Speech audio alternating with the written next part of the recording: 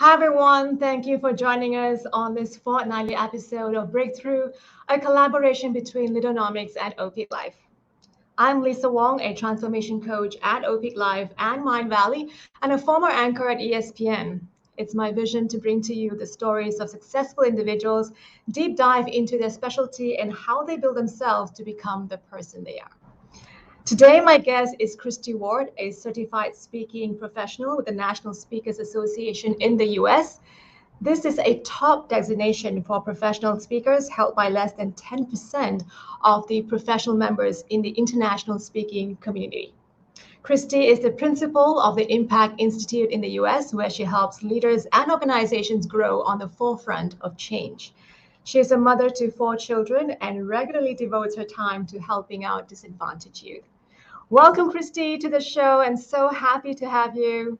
Thank you. Thank you, Lisa. Really glad to be here today. Now, to our viewers, tag your friends now to watch. We welcome your questions and comments, and we'll forward them to our guests throughout the show. Now, I'd like to put a frame, Christie, of what we're going to cover in the show, and that is how we elevate our communication in the workplace, handle the difficult conversations, and become a better speaker.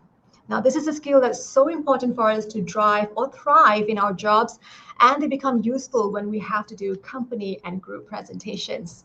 So first up, let's cover the topic of elevating communication in the workplace. And our focus today is on the speaking form of communication. What is the number one goal of communication, Christie? Well, it's to get your thoughts across and to understand the thoughts of others. So many times people are so focused on themselves or what they have to say that they're not thinking about anybody else. And I think this particularly has been exacerbated by the COVID pandemic because we are isolated from each other. We're not face to face. That is a huge difference because when we're face to face, we have that option of eye contact and closer proximity and all those kinds of things. But body language is a little bit lost in the virtual space, but not entirely. And I think sometimes we don't realize that we can reach across the screen as much as we can when we're face to face if we know how to do it. Well, now you have been on the virtual as well as non-virtual platforms, Christie, doing presentations and talking. So what are some of the problems people have around speaking effectively on these two platforms? Well, in terms of virtually, they don't realize that they need to engage their audience in a much more scheduled basis. I think every about 4 minutes or so, we need to be engaging our audience and having them do something like pointing them to the chat or having them use an icon of some kind or something to where they actually interact with what it is we're saying. I think it's very true when we're face to face with an audience as well. We need to get engagement. We need to have people participate in the dialogue. It's not just a one-way, it's a two-way dialogue. So I encourage presenters to do that. When I present, I have volunteers come up on stage. I have people interacting in the audience. It's not a one-way conversation where I'm the fount of all knowledge. I think that's not the way communication works today. True. I'm going to start off with having our viewers join me in this conversation. So the first what I'd like our viewers to post on the comment part is, everybody just type in effective, right? Because we want to be true effective communicators. So let's just see some of you typing in, effective or effective communication. How do we articulate ourselves well while being professional, Christie? Having empathy and care. Articulate, you've mentioned that word a couple of times, Lisa, and I love that word because it's really about how you speak and not only the engagement, but the energy that's in your voice. And I think that it's also moving your mouth, both when you're virtually or face-to-face, that articulation is being clear, pausing, being thoughtful about what it is that you have to say, and being authentic, and authenticity comes across the screen as well as when we're face to face. Is this person really telling me the truth? Are they telling me what is in their heart? Are they sharing a part of themselves with me? And I think one of the biggest problems in teams today is that people don't know each other very well, and they don't. And I'm not talking about sharing your inner child or things that I'm not talking about that. I'm talking about people having a true understanding of each other and having shared some things that are important to them. And those are the things that create the trust that then make me want to listen to you. I don't want to listen to somebody if I don't feel like I can trust them and I don't feel like they're telling me the truth. So there's a fine line there. But in terms of the word articulation, when I think of that, I think of clearly articulating your words so that there's no reason that a person would misunderstand you. Well, I'm so glad that we have in our view, in our audience, Roshan. I think he just commented that I love the word articulate. Yes, Roshan, I agree with you. I do love the word articulate. So is Christie. We also have now, what's the, well, he says, hi, Christie. Was there an element of fear when you embarked on your journey of presenting an effective communication? And how did you overcome that fear? Fear is one of the biggest things with presentations. And I think it's because we're thinking about ourselves. So if you start projecting the fact that there's a lot of people here that need to hear what I have to say, and I'm very excited about sharing my part and hearing what they have to say, and I start focusing on the people in the room, whether that's virtual or face-to-face. I'm focusing on somebody else. I think our fear comes from our focus on ourselves. Our fear comes on our fear of how do I look? How am I coming across? What is somebody thinking about me? People make impressions in 2 seconds. So you've already made an impression of me. I can't change that. And that happens for all of us, right? How we look, how we present ourselves, and we want to present our best self, but then forget about it. Think about who are the people in front of me and what are they feeling? And can I help move them in a certain direction that I want them to feel? Or can I share with them something that's going to impact and improve their lives, or those kinds of things? So it's that you and I have to stop thinking about ourselves and start thinking about the folks out there. So how do you do it? So for example, we're going to be covering the group presentation and also public speaking, right? Speaking in front of like a seminar, that later on in the show. But first up, so if you're walking in and you're presenting, let's say you're talking to just a peer, right? And how do you have, Christie, for you as an effective communicator? Do you have a goal before you walk into a boardroom, or before you walk into and speak to your manager or a peer? It's very simple for me, Lisa. I really try to figure out what the commonality is between me and that person so that I have a link of communication. And, we're both human beings. There's one commonality, but what else?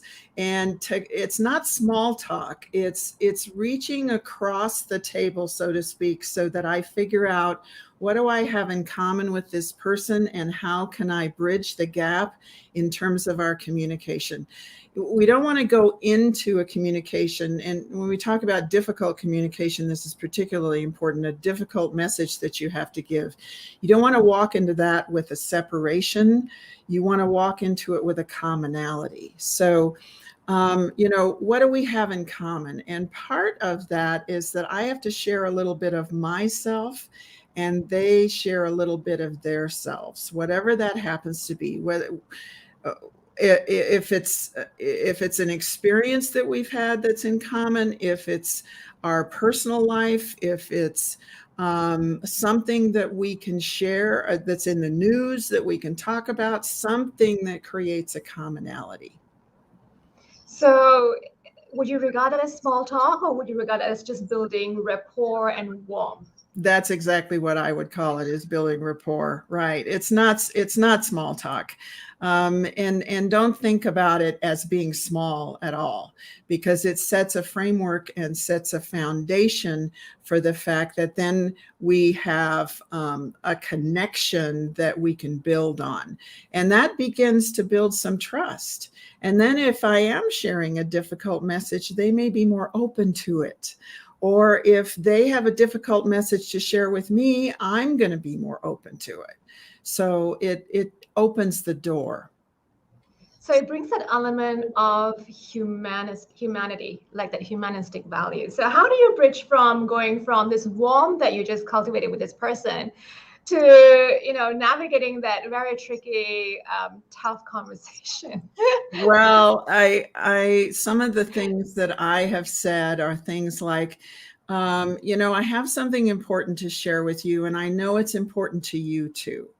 Are you open to some feedback that I have? Because usually it's a feedback conversation that's difficult, but it's kind of like I'm asking permission. And I can bridge that because I've set myself up as a human being that has something in common with them. And then if I work at bridging that conversation with that, I know this is important to you, and it's important to me too. And I want to spend a few minutes because I think this will clarify things and make it smoother for both of us, or whatever. I mean, I'm just making this up, but I would think through kind of what I wanted to say, not scripted, but the basis of it is that I'm asking permission to share something with them. And this works in various ways, Christie. Would it work for a subordinate talking to a boss, or a boss talking to a subordinate, or even a peer-to-peer level? I feel like it's okay to ask permission in almost any setting. I have managed people and I have been managed, so I would feel very comfortable going into a conversation with a boss and saying, I thought about a few things that happened in the meeting the other day, and I wanted to share some thoughts with you. Would you be open? And then I say nothing at that point. I'm asking a question, and I'm not just going to launch into telling them something that I think they need to change. I'm going to say, would you be open to some thoughts I have? Usually they would say, sure. What are you thinking? But sometimes they might say, you know what, I'm really busy right now. This is not a good time. Great. Let me know when a good time would be. And we're done. So it's being sensitive and listening to the situation. If it's to a subordinate, I'm also going to ask permission because I want to honor that human being. And I think sometimes when people have a conversation with their boss, and I've been a boss, when people have a conversation with their boss, they get really nervous and feel like, they're not going to listen to me, and I'll just say, yes, ma'am, yes, sir, and I won't say anything. And that's not going to serve either one of us. So I would say, is this a good time? I want to share a couple thoughts I have that I think will help you, but I'm structuring it that I'm a support person for them as a manager, not that I'm going to tell them what to do. Right. Now you touch on a very pertinent aspect, which is fear or even nervousness, right? So a lot of people walk in, especially when you're talking to your boss, there's this fear and nerves that really creep in. So that stops you from, that holds you back from being authentic, from being truly truthful. Coming from you, Christie, being this effective communicator and this master communicator, what would you tell those who have fear and, they tell themselves within that, I have too much within, like too much fear to even go on to tell this person about what I truly wanted to come in and say. So I'm just going to walk out with these things, like thinking I've achieved this to a level where it's just half my goals, but I'm happy with it. I'm just going to walk out with half those goals met. I would frame it in the very beginning and say, I want to make sure that we collaborate today. Collaboration means that I win and you win. I don't want to make this a one-sided conversation. So let's make sure that you achieve your goals and that I achieve mine. Are you open to that? Again, I'm asking permission and I'm getting permission from them. Oh yeah, that's cool. And then if they're not saying anything, I might say, now I'm going to be quiet for a moment and I want you to share a few things. I'm going to tell them what I'm going to do because that's what I want them to do with me. I can't read anybody's mind, but I can listen to them and sometimes prod them to share their thoughts with me. It doesn't just happen, though. I have to kind of script that and make that happen, if that makes sense. Right. So you're saying that perhaps we should run this through with the mirror or with somebody else, like prep that conversation. So before you walk in, you know what you're going to say and you know what kind of objectives that you want to meet. Right. And I also would tell them to do a little preparation and say, I want to meet with you next Tuesday. And here's a couple of the things I'd like to talk about. So come to me with a couple of your solutions. Come to me with a couple of your thoughts on this so that we make the best use of our time. So I'm going to give them a little bit of prep. Surprises are for birthday parties, Lisa. They're not for business meetings. In business meetings, we should be prepared. We should know exactly what the expectations are of us. And when I coach managers, I always say, your one-on-one conversations with your employees, you should be saying, here's what I expect of you. And what do you expect of me? It's a two-way street. If the first time you ask an employee, what do you expect of me? Oh, well, you're my boss. So you need, blah, blah. They won't say. But the second or third time I start asking, what do you expect of me? They'll say, well, I need a little support with this. Or as they realize I'm going to keep asking that question, they will start telling me what they expect of me. Then managers, you can support them. You can't support them until you know what their expectations are. Nobody's perfect. We don't make perfect hires. We end up sometimes with people in positions that are not the perfect fit, but that's who we have at this moment in time. We need to help them grow. We need to help them express themselves. And if they're a stellar star employee, we want to keep them.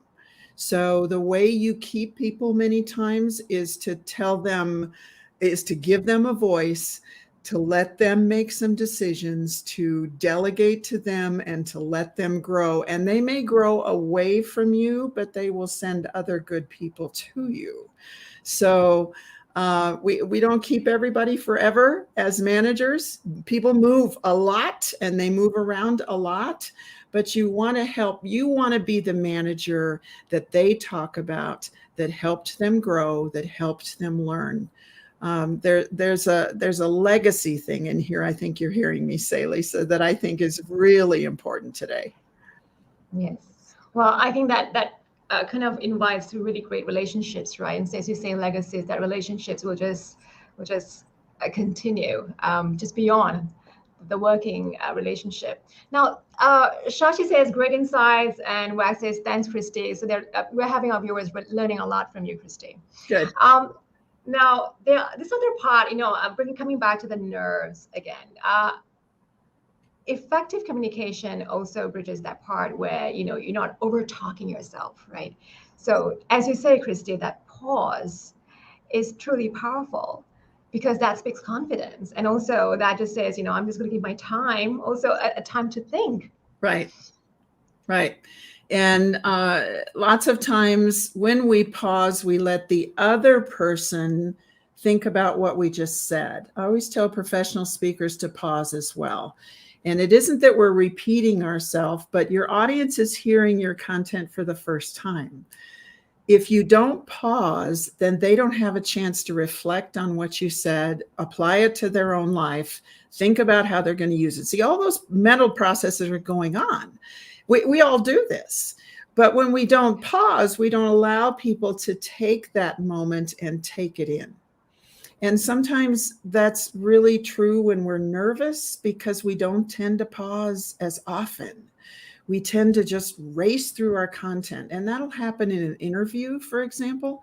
One of the most powerful things you can do in an interview, either as an interviewer or as an interviewee, is to pause. If your interviewee says, let me think about that for just a moment, then interviewers, I want you to sit there and I want you to look down at your notes and say, fine, take your time. That's what you want to say. You don't want to think, oh, they don't have an answer. You don't want pat answers in an interview. You want the truth. And most of us have to think about what it is that we want to say prior to saying it. And the pause is powerful, Lisa. You know that.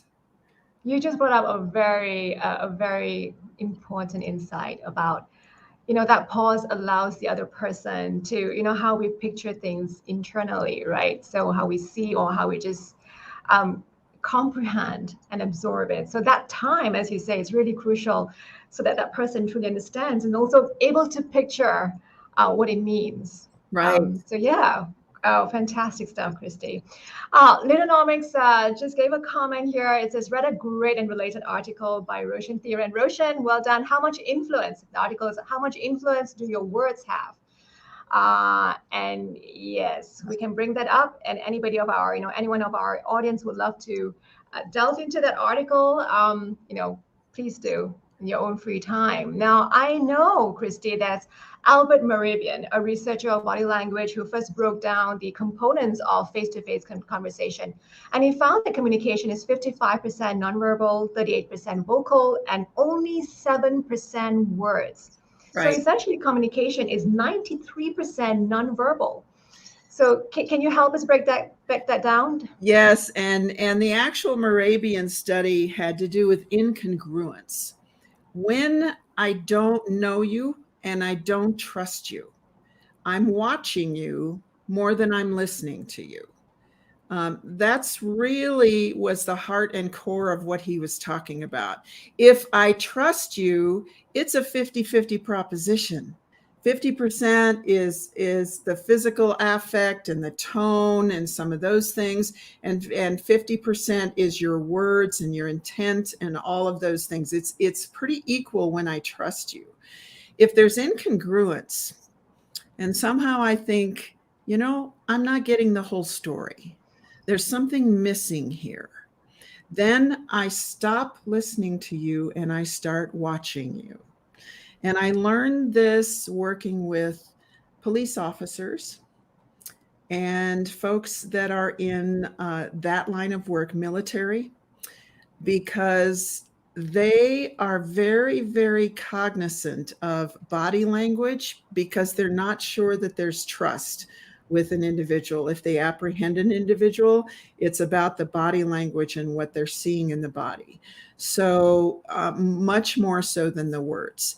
However, once we set up trust as speakers and as facilitators and as trainers, then we need to use our body and we need to be congruent with what our body is saying, whether it's virtual or face-to-face.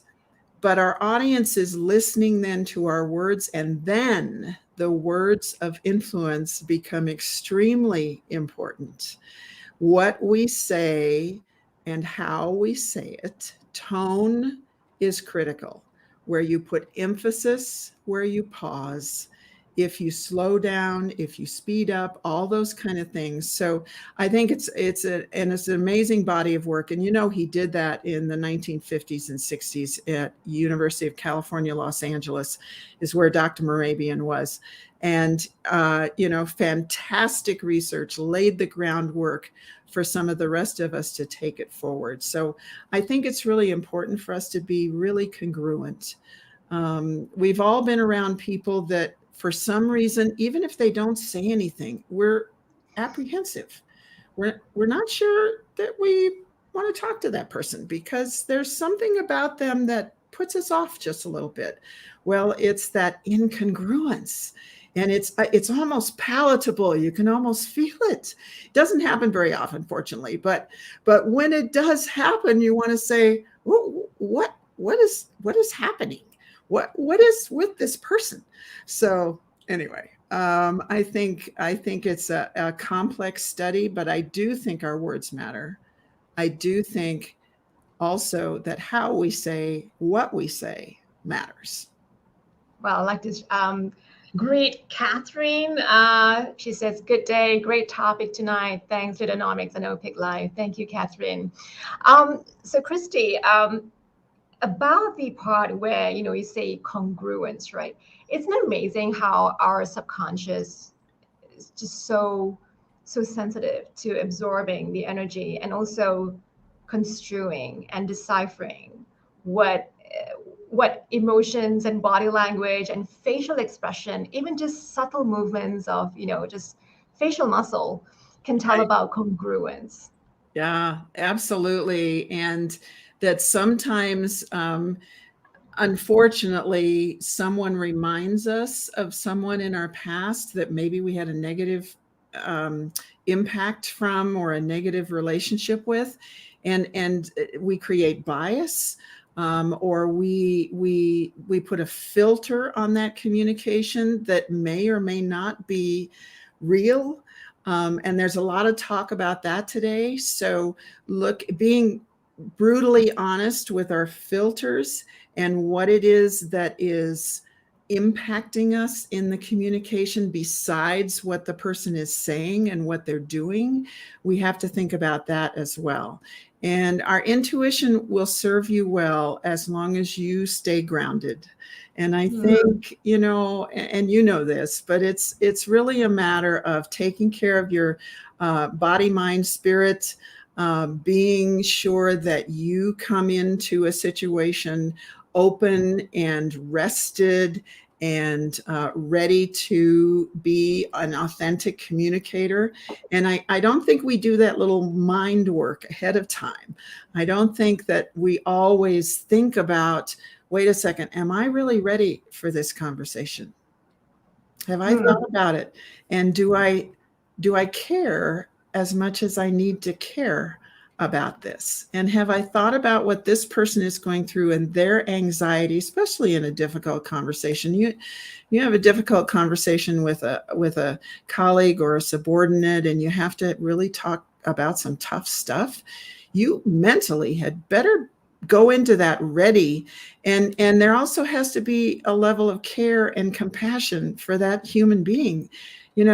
If you want to call it prayer, meditation, you want to connect spiritually, whatever you want to do to say, I want to show care to this human being today. I want to make sure that I have empathy. Empathy is not giving advice. Empathy is letting the other person, and this as a coach, Lisa, letting the other person come up with their solutions, but doing it in a caring way so that they feel respect. They feel that you are concerned about their best interest and all those kinds of things. So there's mental work that goes into it. And there are days when you have no business giving any feedback because you are not in a good space.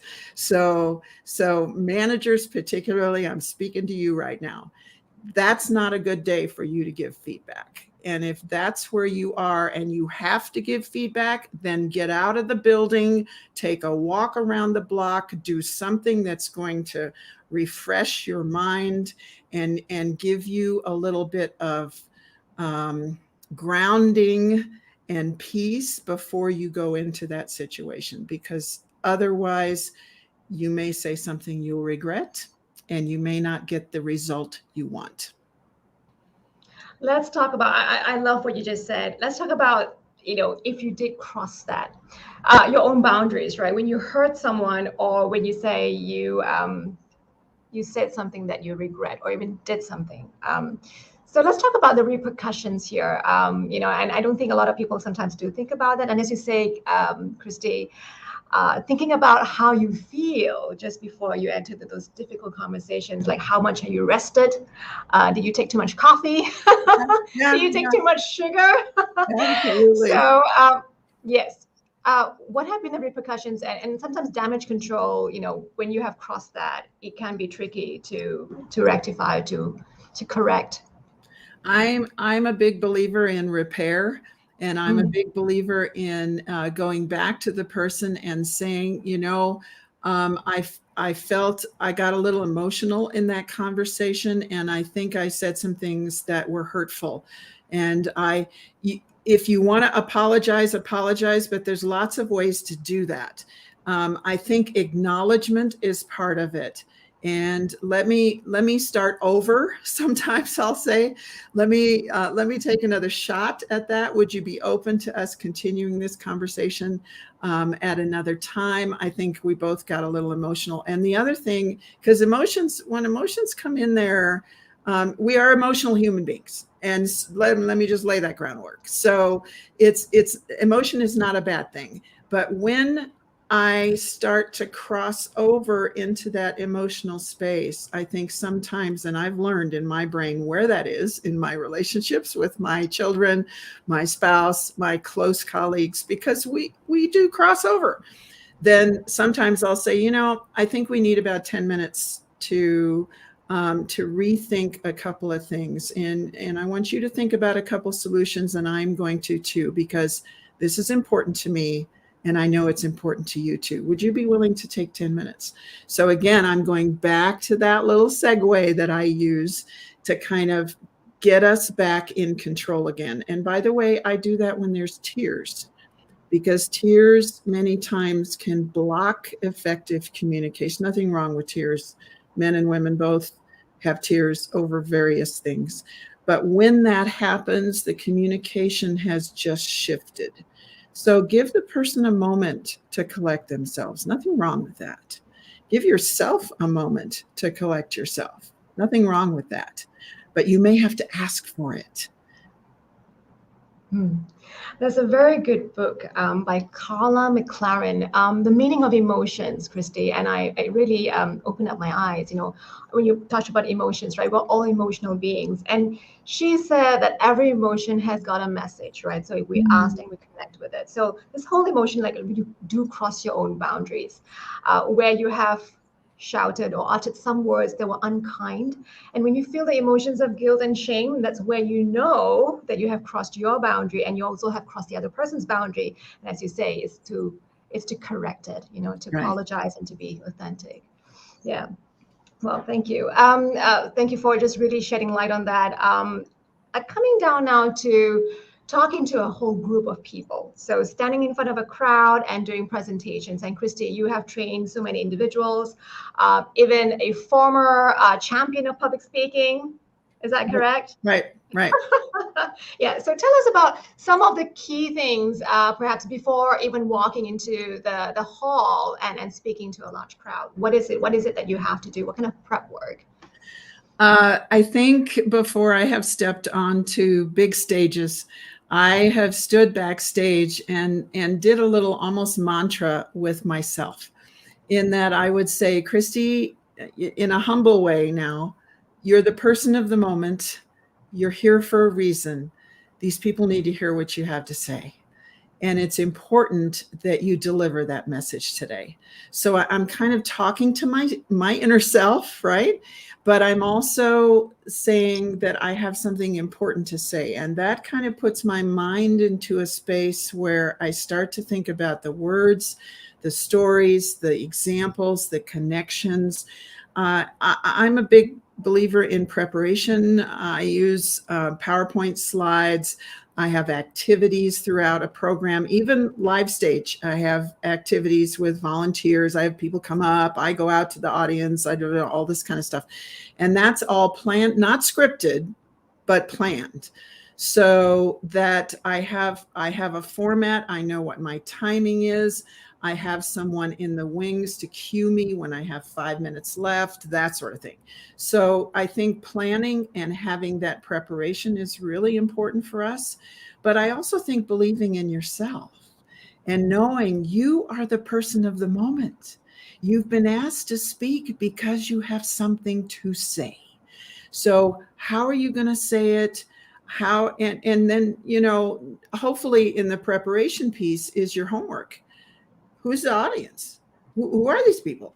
And what are their problems? And have you done a little bit of focus group with finding out some of their problems with their leaders, or where they can't talk to their managers? Why not? A lot of the work I do is around teams, and what makes the team cohesive and what makes the team fall apart, and where are some of the trouble spots, and can we talk through those things?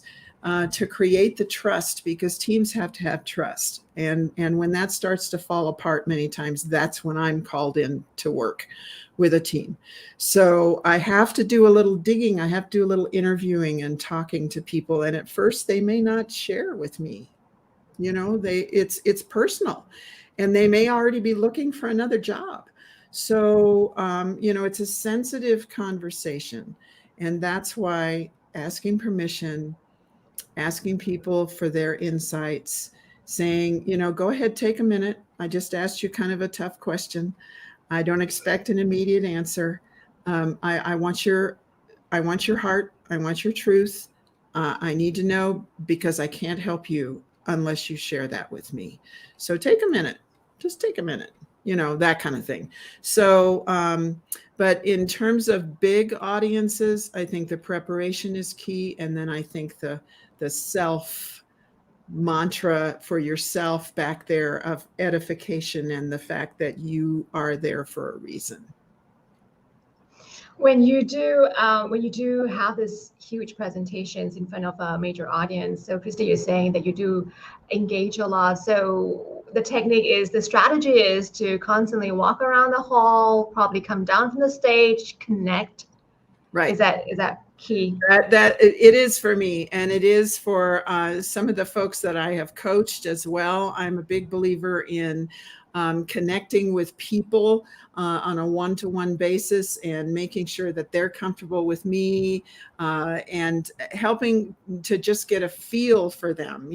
I've worked in different arenas, whether it's professional. I've worked with a lot of PhDs. I'm not a PhD, but I've worked with around a lot of PhDs. They have to realize that I have different competencies than they do, and that I have something that I can share with them as well.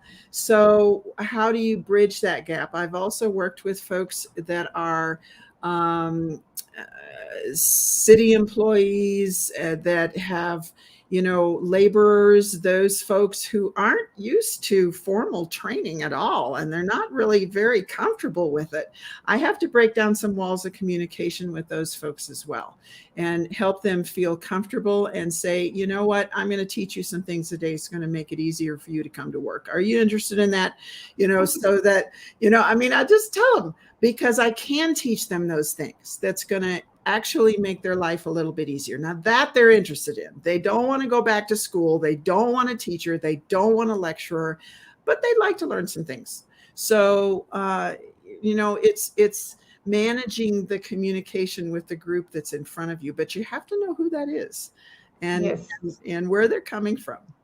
Yes, and I like it. You say, I'm going to teach you how to get better at work, or how to double your income, or whatever that's going to be important to them. I love that bit. Now, what about sharing stories? So stories, being of personal nature, or of others.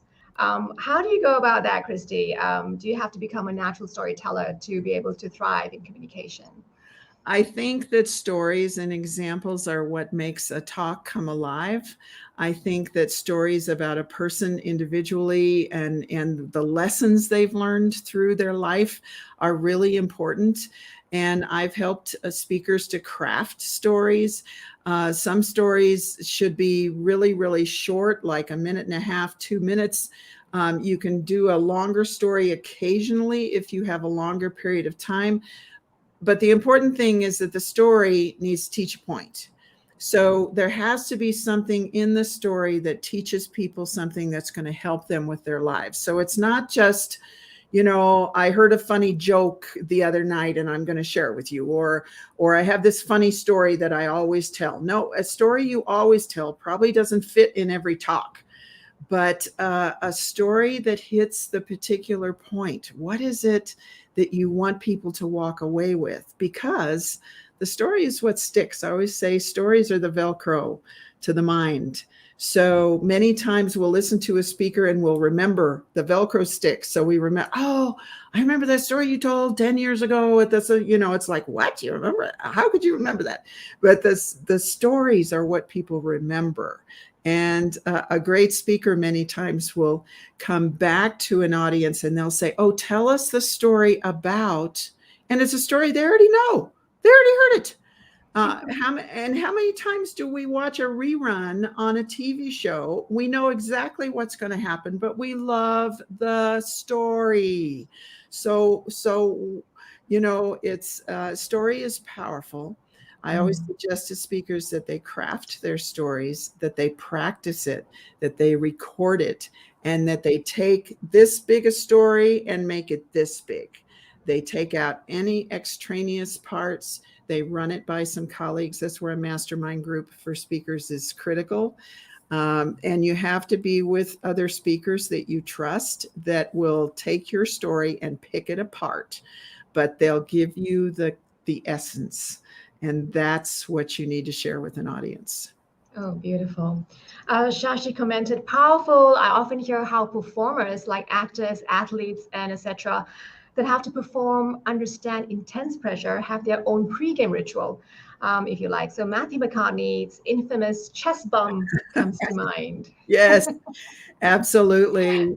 And, I think, who I work with, the Olympic Committee in the United States. And one of the things I remember the story about Louganis when he did his dive many years ago in the Olympics and hit his head on the bottom of the pool and came up, and obviously there was blood and it was a mess. And the press came out and they asked his coach, we took video of that. Do you want us to show it to him? And he says, I never want him to see that. So what he wanted Louganis to do was to go into the locker room to compose himself. They fixed his head and he went back out and did a perfect 10 dive because it was mental. So athletes, actors, and by the way, I did about 5 years worth of theater work between actually high school and college for myself, and toured with a theater company. And my acting was one of the things that grounded me in terms of the show goes on, no matter how I feel. It's about the audience, it has nothing to do with me. And the preparation and being in front of lots of different groups over and over and over and over again put me in that space to be able to compose myself backstage or before I am in front of a group. And I don't do any theater work now, but I have that in my DNA almost, that it's part of me. And I'm not afraid to say mindset, preparation, taking a deep breath, pausing, all those kind of things. I think, Lisa, quite frankly, that I probably learned that when I was 18 years old. And I think it's a great experience. And I encouraged my children to be in plays and concerts and things like that. So they were in front of audiences when they were younger. So they had a feel for that and it didn't intimidate them. It's not intimidating, it's energizing. But to many people that don't experience it, and you know this, then for them, it's intimidating. It's like, who are all these people? And it can be an energizing experience. But I think that comes with a little practice and a little time. Yes. Yes, I think that's beautiful. I think it's powerful too, where you say, and the learning that you had and the practice and almost become habitual, where the show goes on. And if you do slip up, if you do make a mistake, it's just so easy. It's just so human, right? I think everyone in the audience understands it, right? Right. So you just say, okay, sorry, I made a mistake, and then you go on. And that's a really good point, Lisa, because the audience wants us to succeed. And I think that that's another piece that I need to recognize when at the same time I'm saying, Christie, you're the person of the moment, and this audience really wants you to succeed. That's, what we think, our body starts to act out. So say those things to yourself, because first of all, they're true. And second of all, then it becomes more reality for you. Yes. Well, Catherine commented, mental strength is definitely the root of all. So yes, thanks, Catherine. Now, Christie, let's talk also about a part here where can be difficult when dealing with certain people of certain characteristics. And I refer this to sort of individuals who frequently disregard others or their feelings, individuals who are described as narcissists. Now, for clarity's sake, allow me to break down this term. Narcissism is extreme self-involvement to the degree that it makes a person ignore the needs of those around them. Now, while everyone may show occasional narcissistic behavior, true narcissists frequently disregard others or their feelings, and they don't understand the effect that their behavior has on other people. So, Christie, perhaps some tips here very quickly, just briefly, how do we negotiate with narcissists? That's a tough question, but it's interesting that you share that, because I was just in a seminar with a very highly educated narcissist who was not at all aware of his behavior. And our first clue, there was 3 of us leading this seminar, and it's a pretty intense one that I do 3 or 4 times a year. And we kept hearing I. Every time someone else in the group would share a thought or make a suggestion or answer a question, he would talk about I all the time. And the first thing is with the narcissist that you have to make them aware of what they're doing. You may be able to, and you may not. I will just tell you that right now. But how I do it is I will step back and I will say, did you notice that when you were speaking, everyone else shut down? Did you notice that when you were sharing, everyone else stepped away and stopped engaging? I want them to start seeing the ramifications of their behavior first, because if they see that first, oh yeah, but I thought, it was because what I said was so important. Well, because that's what they'll say. Well, let me give you another insight about that.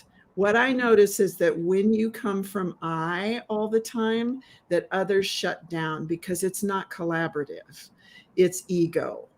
So I want you to think about not saying anything and watch how some of the others engage. Now, this was just in a group setting, right? What we noticed over 3 days period of time is that this gentleman started to ask questions, which was a new skill for him. He was very tell-oriented. And so the breakthrough started to happen. Is he a totally aware individual?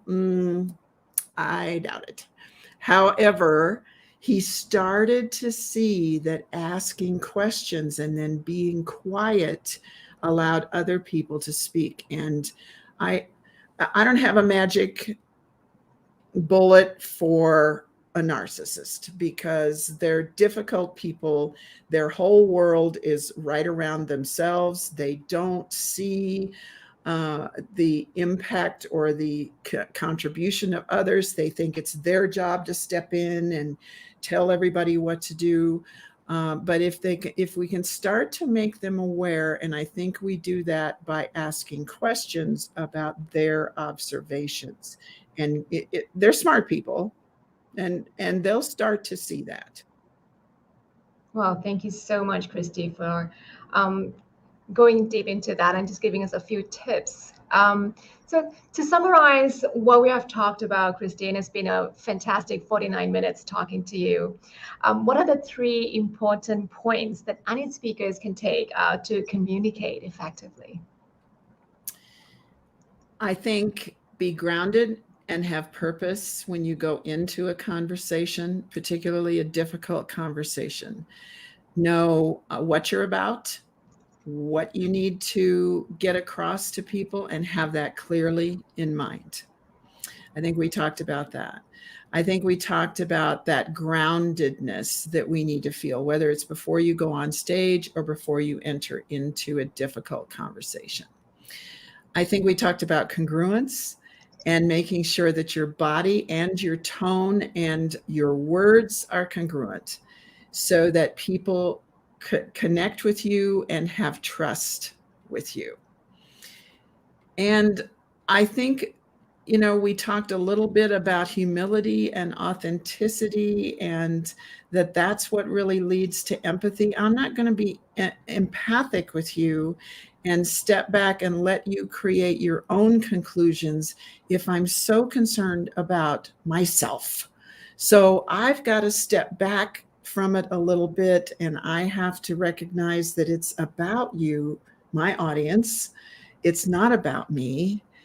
And then I start to have a different framework for what I have to say. So those were a couple of things that I picked up and from the conversation and the questions that you asked as well. And I don't know, Lisa, for you, anything else that we talked about that you're thinking, hadn't thought about it that way? Well, I love the fact that you brought up about narcissistic and talking to them and having them being aware about how the ramifications they have on the people around them. And then, getting them to think about others and inviting. That invitation part makes the whole difference. The other part for me is just that tone and the whole nonverbal and verbal part of the conversation, how just being in a situation where you are able to be just so connected with the others, with the rest, with the person that you're talking to, and how the subconscious is just so sensitive, engaging that authenticity in that communication, in that relationship, and building trust as a consequence. So that was just powerful. Well, thank you so much, Christie. Now, I just want to find out, how can people connect with you or learn more about you? Absolutely. Happy to share my website. You can always get in touch with me that way. It's christieward.com. There's a little information on there about me and some of the projects that I've worked on, and certainly through LinkedIn as well. And Lisa and I connect on LinkedIn all the time, and happy to share or, ask questions. If something that we've brought up today has brought a question to your mind about how do we bridge this gap, or how do we deal with this topic, and some of the topics that we are in our world today are a little touchier and a little harder to talk about. So I think it's important to grapple with those, and I'm happy to share my thoughts with any of you. Well, it's been a fabulous 53 minutes. Christie, thank you so much for being here on Breakthrough. I just want to bring this Christie's website up. Connect with Christie Ward, CSP-Leadership Facilitator on LinkedIn, and visit her website. I think we're going to post that onto so that everyone can see this. Thank you again, Christie. Have a wonderful week. I hope, and thank everyone who's joined us. Thank you so much for your comments and your questions.